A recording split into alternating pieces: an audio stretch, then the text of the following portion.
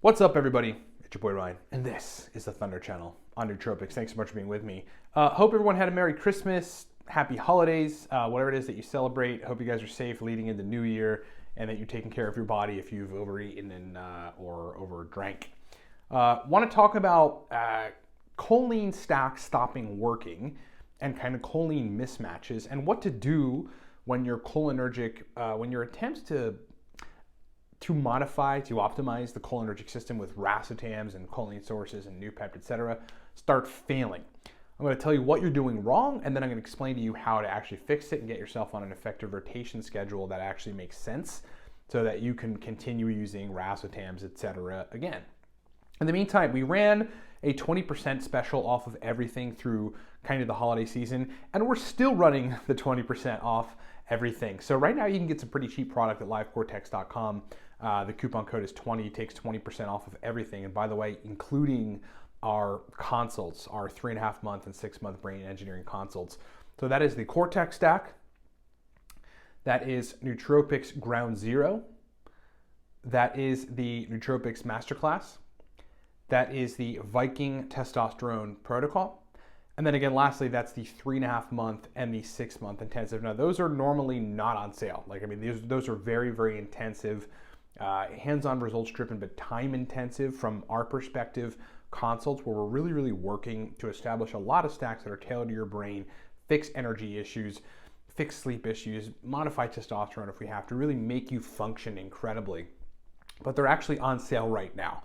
20% off will save you $1,000 off of the 6 month one and a considerable amount of money on the 3.5 month consult. Just use the coupon code 20 right now at livecortex.com. Okay, so let's talk about the reasons that your choline or choline affecting stacks have either suddenly stopped working. Like you have people that are like, man, I found this combination of 800 of ANIRACETAM and 150 milligrams of CDP-choline and some caffeine. It was really rocking for a long time. And then it just stopped working, and I'm confused about what's happening. You're not varying your stacks, okay? That is like number one reason. You're not varying your stacks at all. I mean, if you're relying on one or two formulations that have hit really well, you're doing it wrong. You're definitely doing it wrong. And it's not a surprise to me that you're running into kind of choline problems where you can't get the same effect from your stacks and you don't know what to do. And now nootropics, anything that you try on the choline side is just not functioning correctly. Number two, you're not stacking intelligently. You're stacking too high on certain compounds and not having a variety of cholinergics at lower doses in your stack. So as an example, you're just going 250 of phenylpiracetam, your choline source, and then again, you're betting on that. And maybe you're switching, but you're going, a gram of oxiracetam and a choline source, and then you're kind of switching between the two of them, and eventually, that is going to desensitize choline receptors and put you in a place where you're not responding positively to the stack. Now, I'll get to how to actually vary nootropics, racetam specifically, cholinergic specifically, at the right doses and some example stacks below, but I just want to run through the reasons. Number three reason is you're not maintaining receptor sites. I've really started becoming familiar with this and then starting to execute it on the 8-year mark or so of using nootropics. So this will be the kind of stuff that's included in the Nootropics God course, which is, I keep saying it's just about done, but I'm getting inches and inches closer to it, and that will launch somewhat soon. We'll talk about how to resensitize cholinergic receptors, but how that is important. And while you're taking nootropics, you have to be conscious of the fact that you might be desensitizing the response based on what you're doing. Number four, never switching from choline, like choline affecting nootropics, to like adenosine antagonists, right? Or dopamine receptor, dopamine signaling modifiers. It's a simple concept, but it's like you'd be amazed to see how many folks come to me and they're like, yeah, I've been taking these stacks and they were really kicking ass, and now suddenly they're not. I'm like, well, have you switched to focusing on theobromine, DYNAMINE, TEACRINE, caffeine, the stuff that's affecting adenosine? Well, not really. Have you switched on certain days consciously to stuff that's affecting dopamine, stuff that's affecting the neuropeptide system, orexin, the orexin peptide system? Are you changing anything? Are you using non-neurotransmitter modifying nootropics like ALA and quercetin? and beetroot powder, just improving microcirculation and thus brain function? The answer is always no, right? So people are not switching from choline to adenosine antagonists and to dopamine receptor modifiers or dopamine signaling modifiers, and that's a big part of their problem. And then lastly, not taking days throughout the course of the work week just to kind of sit at baseline, not working on baseline, making baseline better, and sitting at baseline and having some coffee, maybe a little bit of TEACRINE or something, and some theanine, and then functioning awesomely, because you should be able to achieve that if the baseline is good, and you absolutely should be taking these breaks. Okay, so those are the reasons why people are having those problems. So let's talk about how to fix it. Number one, the first step, if you've gotten into this hole of you're not responding to choline supplements at all, like the way that you used to, you're just really confused and nothing is working, the first step would be to try to resensitize the choline receptors. Now, you guys should do your research on what does that, but I'm going to give you a couple examples of things that are really powerful. Number one, nicotine, okay? Looking at, if you're a smoker, okay, that really should sort of keep some of the acetylcholine receptors upregulated. In fact, I believe it actually makes you make more of them the more nicotine that you intake, because you sort of need nicotinic and muscarinic receptors for your cholinergics, or for nicotine in this case, to bind to. Ultimately, the better solution would be to have like dissolvable strips or nicotine lozenges, 2 milligrams, 4 milligrams, however they come, a day or maybe twice a day throughout the day. You'll probably get a brain boost from it, but that will keep acetylcholine receptors sensitized, and will actually even work toward resensitizing them when they're down. But that's sort of a mild approach to it. The singular most effective strategy that I have seen so far is to use a compound called cyproheptadine for this, cyproheptadine. And I just want to say that that's actually it's a prescribed drug in some countries, in some areas, it's sort of considered a supplement. So disclaimer, I'm saying, hey, look, if you can maybe get a prescription for it or whatever. I'm just saying that this compound works really effectively for this, because what you're doing with that compound is you're executing an acetylcholine receptor blockade. Okay, so you're putting a blockade on the acetylcholine receptors for a brief period, 2 or 3 days. That's one of the things it does. It's an anticholinergic. And anticholinergics in general, if you're using them safely, actually can be very useful in this situation. Dose range on that stuff is really 0.5 to 2 milligrams. You do not want to dose any higher than that at any time, for any reason, for the rest of your life, ever. There's just no point in going up to 3 or 4 milligrams. 0.5 to 2 milligrams of cyproheptadine, waiting a couple days after you dose it, and then bringing back some choline sources, etc., and dosing it at night, because it can absolutely make you tired. So once you've done those two things, brought in some nicotine at some capacity, preferably dissolvable strips or lozenges, and then done an experiment or two even through the course of a week of cyproheptadine spaced out between 3 or 4 days or so, where you're blockading the cholinergic receptors. And by the way, the reason that this is effective is because anytime you put a blockade on any receptor site, they tend to temporarily upregulate. So then you're put in a position where you're like, okay, so long as you're treating the situation carefully and, with a little finesse, you should not run into the problem again of having desensitized cholinergic receptors, and you should be able to respond better to nootropics. So once you've done those two things, you want to look at your stacks. So instead of your typical 200 milligrams of phenylpiracetam and 150 milligrams of CDP choline, and then switched with 750 milligrams ANIRACETAM and a choline source and some TEACRINE, which is again what people usually do, and then they just rely on those and they get stuck as they stop functioning. You would want to have sort of a Monday through Friday or a 5-day-a-week set of stacks that are doing different things that kind of look like this. I'm going to give you some examples. Number one, just take this as an example and use it as your stack for Monday. 50 milligrams phenylpiracetam, 400 of ANIRACETAM, 200 of OXIRACETAM, 100 milligrams TEACRINE, and then 50 to 100 milligrams of your choline source. We're not dosing any of this stuff substantially high. This is the reason that people run into this. It's one of the major reasons.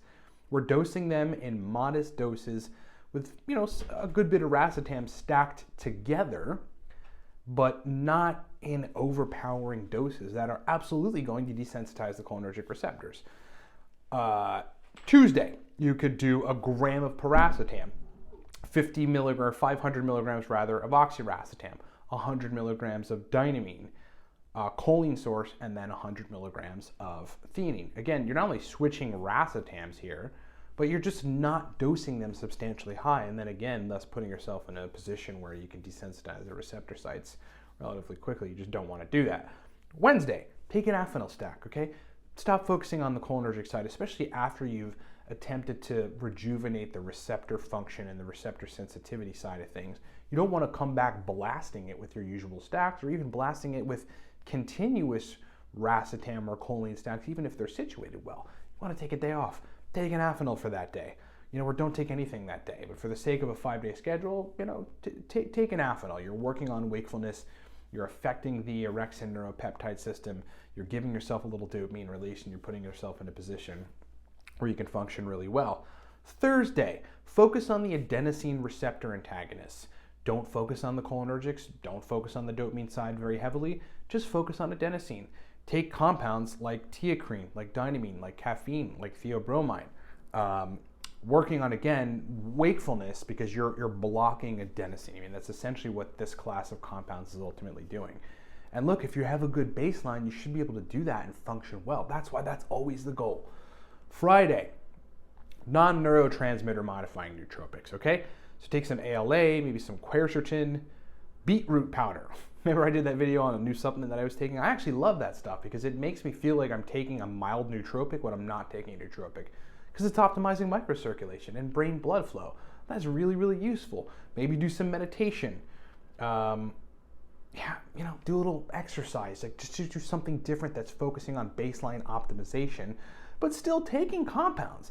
Alpha-lipoic acid is making you actually have glutathione present in your brain. It's giving you brain concentrations of glutathione. So it, going out there and scavenging, free radicals should make your brain perform better. It always gives me a brain clearing effect. Quercetin is doing a lot of things, optimizing mitochondrial function. It's putting a dampering on, mast cell activation and histamine release, and too much histamine can make your brain function not great. But it's generally giving people a brain clearing effect. Like, you should be able to respond positively in a way that optimizes cognition in compounds like quercetin. And then again, beetroot powder, that's just a really cool compound to just make yourself generally feel more energized, because you're giving your brain better blood flow. I mean, you're essentially taking nitrates and optimizing that system, right? And your blood flowing to your brain when you're using it will optimize the function of your brain, okay? So let me just recap for you guys. If you're running into cholinergic mismatches and your choline stacks aren't working, it's because you're not stacking intelligently. You're stacking too high on certain choline compounds, and you're not varying between them. You maybe have 2 or 3 at best that you're using, and you're just relying on them. Never a good idea, and it will always land you in a place of diminishing returns. You're not maintaining receptor sites. You have to maintenance receptor sites, cholinergic receptor sites. You're never switching from choline to adenosine antagonists or dopamine modifiers. And then you're not just sitting and taking days to take non-neurotransmitter modifying nootropics. How to fix it? First step, try to resensitize the choline receptors. You can do that off the top of my head and with my experience. I mean, there's other compounds for this. With these 2 compounds, nicotine, get some lozenges, get some dissolvable strips. Take nicotine for, you should take it ongoingly if you're really concerned about this, but you could take it for a week straight in, modest enough doses, and you'll get some upregulation of the choline receptors. Alternatively, you can take cyproheptadine, which is a cholinergic blockade chemical, and it also blocks serotonin receptors for a brief period. You're talking about 2 or 3 days, and by doing that, you're telling the cholinergic receptors to wake up just a little more upon the release of the blockade from those receptor sites. Anytime you antagonize a receptor pretty hardcore with something very strong, it will attempt to upregulate thereafter.